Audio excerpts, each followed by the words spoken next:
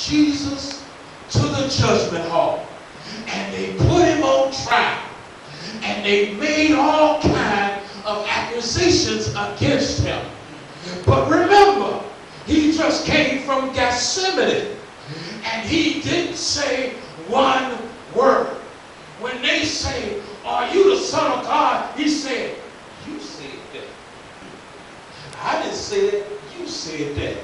And they would mock him and scourge him when he didn't give them the answer. They would hit him.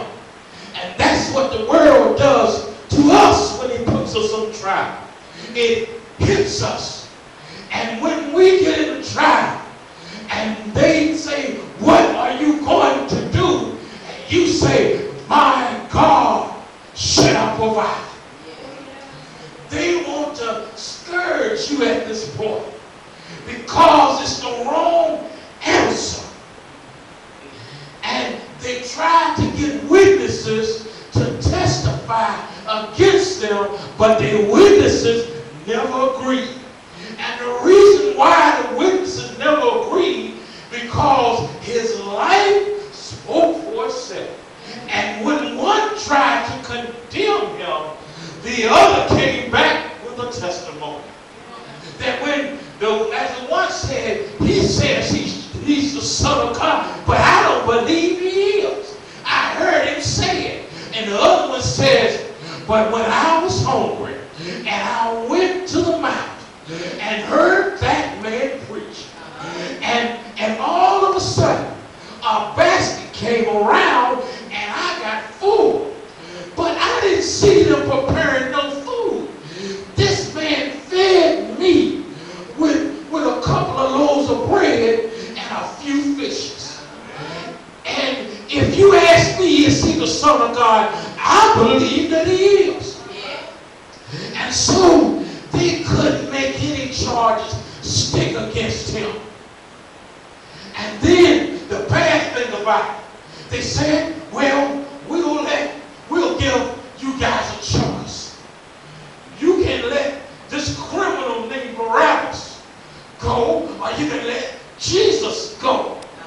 And they let the criminal go.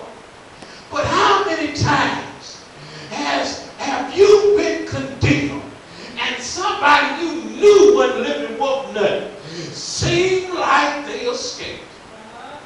Don't get upset with it, because Jesus did. And then they handed him over to Pilate, and they put a purple robe on his head. They put a thorn of crowns.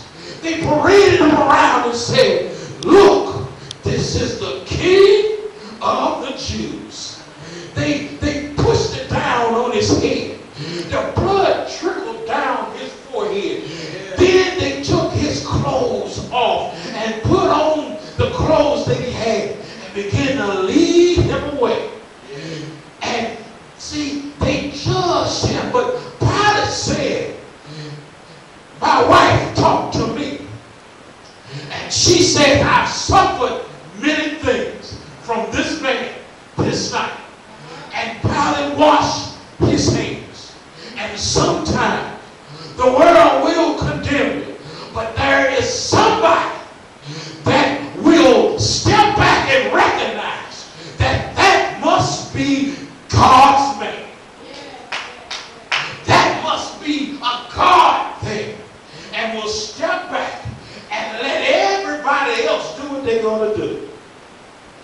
Number 4, they decided after they mocked him to lead him away to crucify him.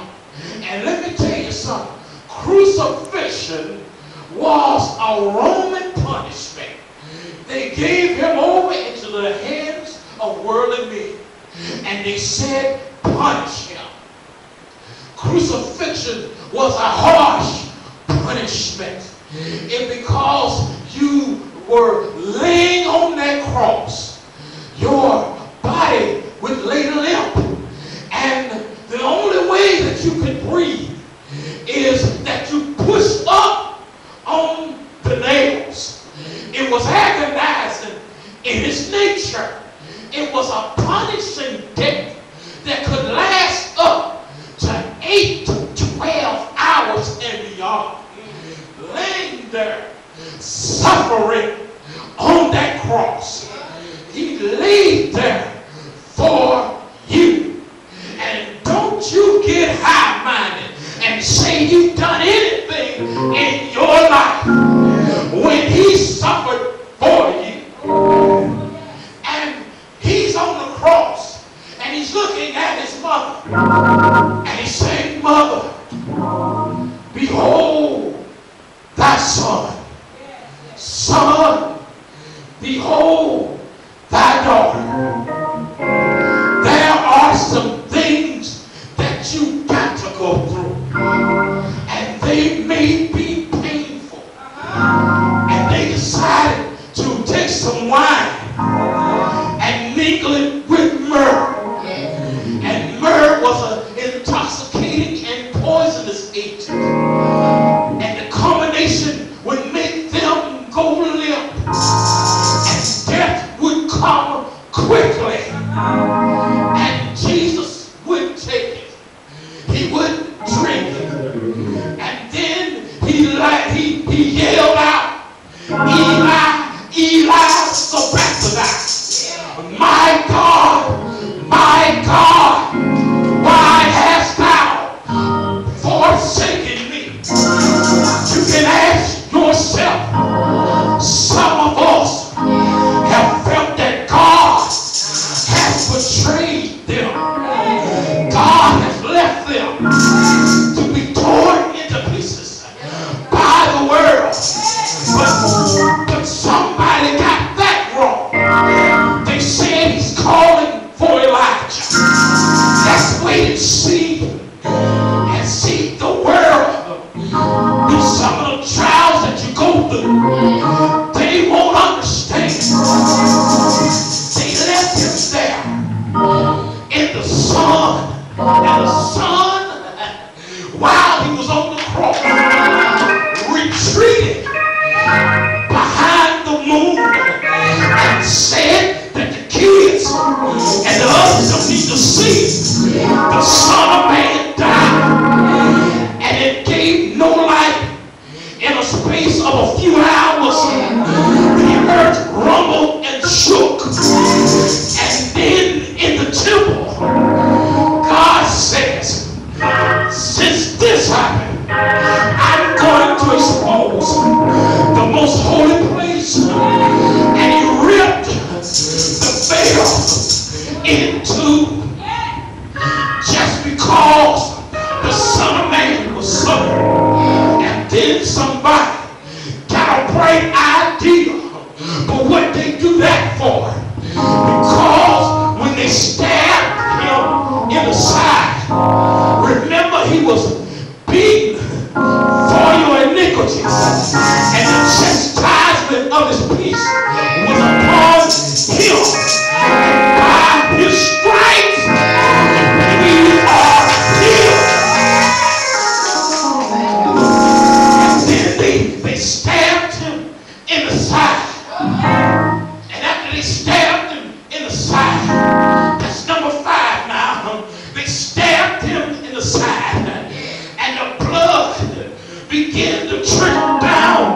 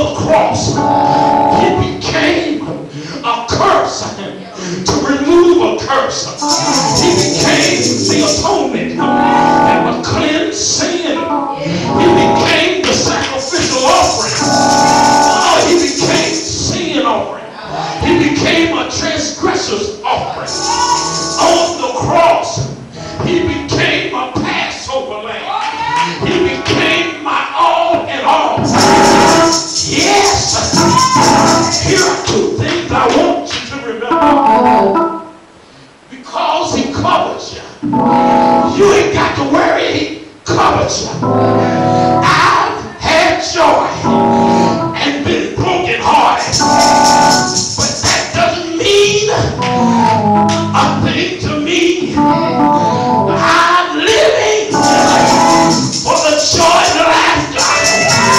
I'm learning from my befores and afters.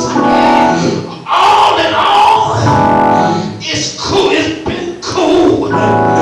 His grace has brought me through.